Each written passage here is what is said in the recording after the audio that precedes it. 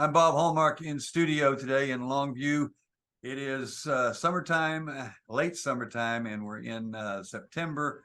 And this is usually the area between August and September where we see our more intense heat, as we've already seen, triple-digit temperatures, and now drought has come along with it. Now, fortunately, early on in the spring and early summer, we had a lot of rain. And that maybe forestalled our traditional drought that we have during the summer, but it is here now. And we've seen it because the lake levels are beginning to drop, and that receding water creates a problem, underwater obstacles, and that's a problem for boaters and fishermen. And to talk a little bit about that, we're joined now by Smith County Game Warden Chris Swift. Chris, I guess tell us a little bit about this. We want people that are boating or fishing on the water to be very cognizant now of some problems that can be not just above the water, but just below the surface as well. Sure, we're running almost 2 feet low, which is common for this time of year to be running pretty low, but we're about where we were last year. Palestine's 26 inches, I believe. Lake Tyler's over 2 feet low as well. So just there's a lot of obstacles that you've been running over in the springtime and in the summer that are going to be shallower now, and some of them are going to be right below the surface of the water.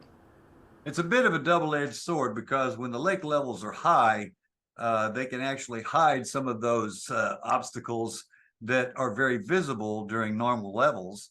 And then, of course, when the lake levels are low, you can see the obstacles that were there, but now you have to worry about maybe those logs or stumps that are just underneath the water that you got to be careful about.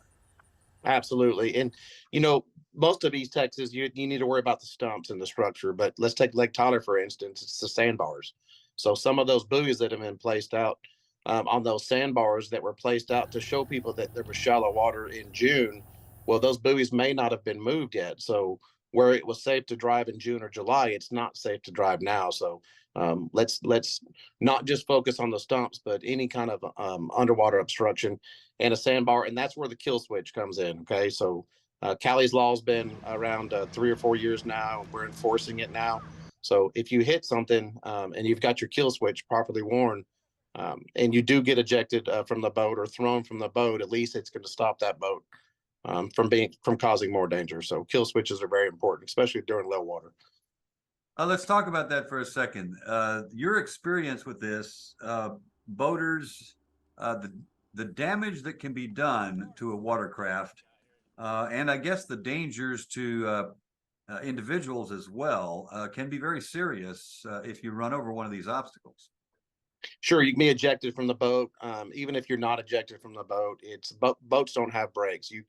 You can collide with a stump or any underwater structure, and a lot of the damage is to the driver when he gets thrown into the console, the steering wheel. See a lot of damage on shins and knees and your face on the windshield.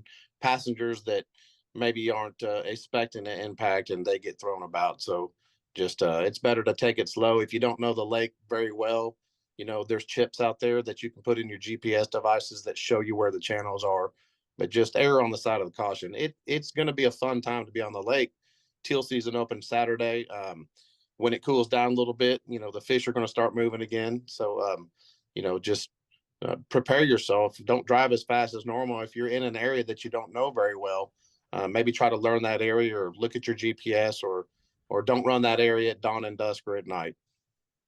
All right. So the number one priority here is to be educated, do your homework if you're going to be boating so that you'll know where the danger areas are. Sure. And a lot of the marina areas, if you're going to go in and buy minnows or buy a soda at the marinas on all these lakes, the marina owners are going to be, or the dock workers, anybody, that helps tie up your boat, they're going to have a general knowledge. Hey, this is where people have been having problems.